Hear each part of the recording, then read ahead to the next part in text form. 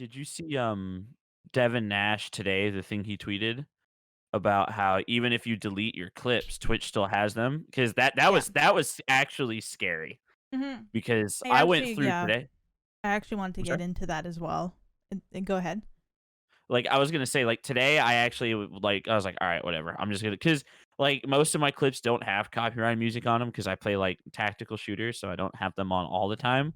Yeah. But I was like, for the handful that are going to have it, I might as well just download them and get rid of, because I don't have it as bad as everyone else. No. Where like Nick Merckx was forced to, like Nick Merckx and Tim the Tatman had to get rid of thousands of clips and tons of VODs and Pokemon, stuff. Courage, Yeah, XQC, the big guys literally had to get rid of about 6, 7, 8, 9 years of just content just out the window.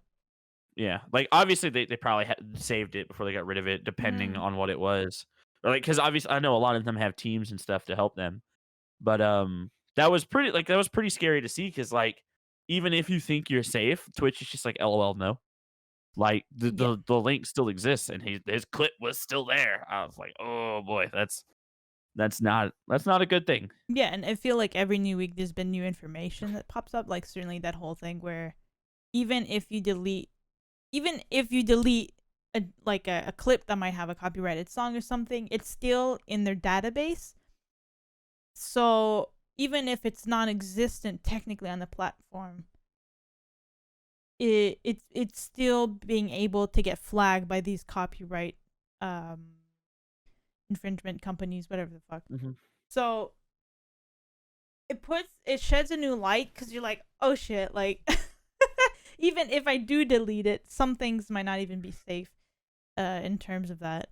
And I was looking deeper into it, and actually what I was listening to was Devin Nash talking about with a lead developer, not a developer, but developer, but I forgot his name.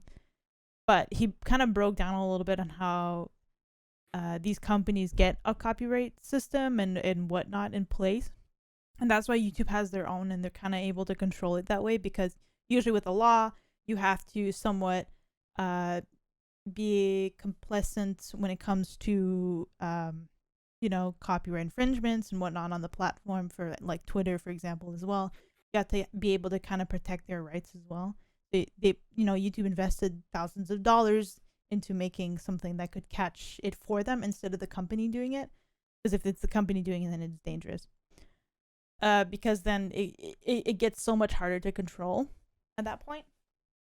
And with YouTube being able to control it, they can try and avoid lawsuits that could happen to Twitch now, because now that we thought that we were able to delete all these clips and all these VODs that we had.